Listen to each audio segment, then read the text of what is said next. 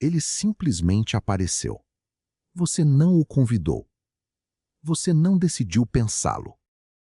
E ainda assim, no instante em que ele surgiu, você assumiu que era seu.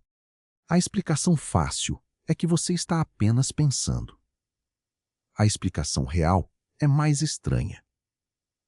A maior parte do que passa pela sua cabeça todos os dias não foi gerada por você. Foi gerada por um sistema automático que roda nos bastidores, e você só recebe o resultado final. Isso não é filosofia. Isso é como a atenção humana funciona. Pesquisadores da Universidade de Harvard, Matthew Killingsworth e Daniel Gilbert, recrutaram milhares de pessoas e, em momentos aleatórios do dia, perguntaram uma coisa simples. No que você está pensando agora? E é sobre o que está fazendo neste exato momento. A resposta surpreendeu até os próprios pesquisadores. Quase metade do tempo, a mente das pessoas estava em outro lugar. Não no presente, não na tarefa, em qualquer outro lugar menos ali. Por que sua mente faria isso o tempo todo? Porque ela não foi construída para estar presente. Ela foi construída para prever. Resolver problemas que ainda não aconteceram era, para os seus ancestrais, mais útil do que simplesmente observar o que já estava acontecendo. Uma mente que planeja o próximo perigo sobrevive mais do que uma mente que só aprecia a paisagem. Você herdou esse sistema de previsão. O problema é que ele nunca desliga.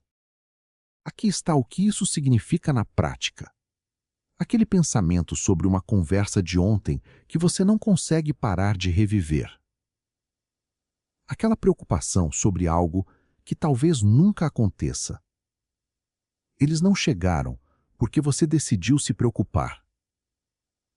Chegaram porque esse é o modo padrão de operação de um cérebro que está sempre rodando simulações, testando cenários, procurando ameaças que ainda nem existem. E aqui está a parte mais estranha de tudo. Você se identifica com cada um desses pensamentos como se fossem você, o neurocientista Sam Harris, que estudou meditação e atenção por décadas, descreve algo simples e desconcertante. Tente, agora, observar seu próprio pensamento antes que ele termine de se formar. Você não consegue. Os pensamentos chegam prontos. Você não os constrói palavra por palavra, na ordem, com intenção. Eles simplesmente surgem, completos, e você os recebe como se tivesse sido o autor.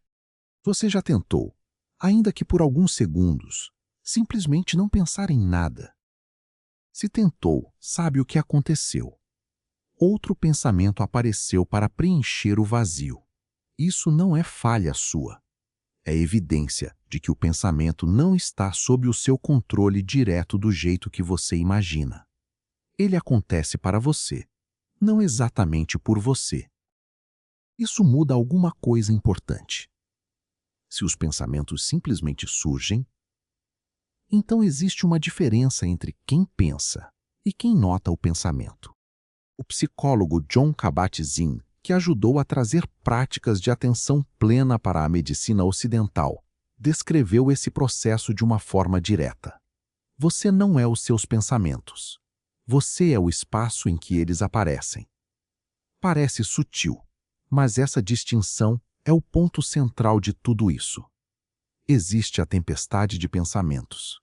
E existe o céu, onde a tempestade acontece. A maioria das pessoas vive tão dentro da tempestade que esquece que o céu existe. Por que isso importa tanto no seu dia a dia?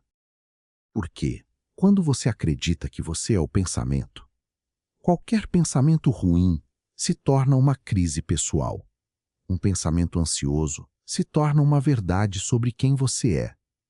Um pensamento autocrítico se torna um veredito final. Mas quando você percebe que está apenas observando algo que surgiu, não algo que você criou deliberadamente, o pensamento perde parte do seu peso. Ele continua aparecendo. Só não tem mais o mesmo poder sobre você. Existe ainda outro mecanismo por trás disso. E ele tem nome. chama-se rede de modo padrão, um conjunto de regiões do cérebro que se ativa exatamente quando você não está focado em nada específico. A neurocientista Marcus Reichel, que ajudou a identificar essa rede, mostrou que ela fica mais ativa durante o que parece ser descanso mental. Só que esse descanso não é silêncio. É justamente quando a mente começa a divagar, revisitar memórias, ensaiar conversas futuras, narrar uma versão constante de quem você é. Em outras palavras, o piloto automático da sua mente não desliga quando você relaxa. Ele liga, e esse piloto automático tem um hábito particular. Ele prefere repetição à novidade. Pensamentos que você já teve 1000 vezes são mais fáceis de reativar do que pensamentos novos. Da mesma forma que um caminho na floresta fica mais fácil de andar depois que já foi percorrido várias vezes. É por isso que a mesma preocupação volta, dia após dia, mesmo quando nada mudou na situação real. Não é porque o problema é urgente. É porque o caminho neural já está bem desgastado. Isso explica algo que você provavelmente já sentiu. Por que é tão mais fácil continuar pensando do jeito que você sempre pensou do que pensar de um jeito novo? Porque pensar de um jeito novo exige esforço, e o cérebro, sempre que pode, escolhe o caminho de menor resistência. Ele não está interessado em verdade. Está interessado em economia de energia. Pensamentos repetidos custam menos. Por isso eles vencem.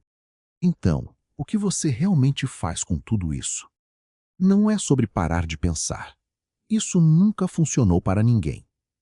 É sobre criar uma pequena distância entre você e o pensamento no momento exato em que ele aparece. Praticantes de atenção plena chamam isso de observação sem reação. Você nota o pensamento. Nota que ele é apenas um evento mental passando, e não o segue automaticamente para onde ele quer te levar. Pesquisas conduzidas por Richard Davidson, da Universidade de Wisconsin, usando exames de imagem cerebral em praticantes de meditação de longo prazo, mostraram algo notável. Com prática consistente, a reatividade emocional diante de pensamentos perturbadores diminuía. Não porque os pensamentos parassem de aparecer. Eles continuavam aparecendo, mas a resposta automática a eles, a fusão entre pensamento e identidade, ficava mais fraca. Isso significa que a distância entre você e seus pensamentos não é fixa. Ela pode mudar. Pense na última vez que um pensamento ruim te dominou por horas, talvez o dia inteiro. Naquele momento, provavelmente parecia impossível separar você daquele pensamento. Ele parecia ser a verdade absoluta sobre a sua vida. Mas se você olhar para aquele mesmo pensamento agora, à distância, ele provavelmente parece menor, até um pouco estranho, como se pertencesse a outra pessoa. Isso não é coincidência. É a prova de que o pensamento nunca foi um fato fixo sobre a realidade. Era apenas um evento mental, temporário, que você confundiu com verdade enquanto estava dentro dele. Mas existe um custo em viver assim, ano após ano, sem nunca notar a diferença entre o pensamento e quem observa o pensamento. O custo é viver a vida inteira reagindo a um roteiro que você nunca escreveu, mas que jura ser seu. Decisões importantes tomadas no calor de um pensamento ansioso. Relações desgastadas por uma narrativa interna que parecia urgente, mas que, vista de fora, era só mais uma simulação do cérebro, tentando prever uma ameaça que talvez nunca existisse de verdade. Daniel Kahneman, o psicólogo que passou décadas estudando como a mente humana toma decisões, descreveu 2 sistemas de pensamento que operam dentro de você. Um é rápido, automático, emocional. O outro é lento, deliberado, racional. O problema é que o sistema rápido dispara primeiro, sempre, em todas as situações. E o sistema lento só é convocado depois, quando já é tarde para impedir a reação inicial. A maior parte da sua vida é vivida pelo sistema rápido. O sistema lento aparece só de visita. E isso explica por que tantas pessoas sentem que vivem no automático, repetindo os mesmos padrões, tomando as mesmas decisões, mesmo sabendo, racionalmente, que existe um caminho melhor. O conhecimento racional não é suficiente para vencer um sistema que age antes mesmo de você perceber que ele agiu. Você não precisa acreditar em cada pensamento que aparece só porque ele apareceu dentro da sua própria cabeça. Essa é talvez a ideia mais simples e mais difícil de aceitar sobre como a mente humana funciona.